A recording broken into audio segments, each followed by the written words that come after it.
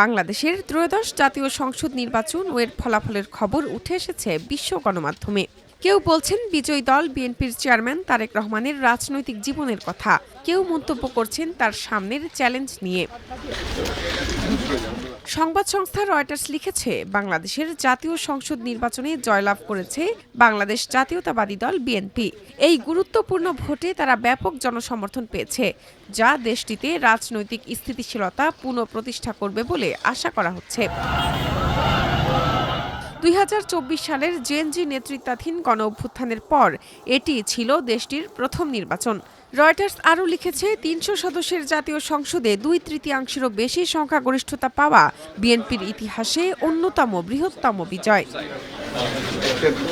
British গণমাধ্যম BBC লিখেছে, তারেক রহমান বাংলাদেশের নতুন প্রধানমন্ত্রী হিসেবে নির্বাচিত হওয়ার পথে রয়েছেন, কারণ তার মধ্য ডানপন্থী দল বাংলাদেশ জাতীয়তাবাদী দল সাধারণ নির্বাচনে বেশিরভাগ আসন জয় করেছে।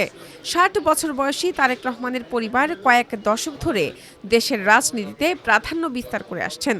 তার বাবা মা উভয়ই আগে বাংলাদেশের নেতৃত্বে দায়িত্ব পালন করেছেন। সংবাদ মাধ্যমটি লিখেছে, শীর্ষ পদে পৌঁছানোর পথ রহমানের জন্য মোটেই মসৃণ ছিল না। পিতার হত্যাকাণ্ড, রাজনৈতিক প্রতিদ্বন্দ্বীদের পক্ষ থেকে স্বজনপ্রীতি ও দুর্নীতির অভিযোগ, নির্বাসনে কাটানো সময়, সব মিলিয়ে তার রাজনৈতিক জীবন নানা চড়াই উতরাইয়ের মধ্য দিয়ে গেছে।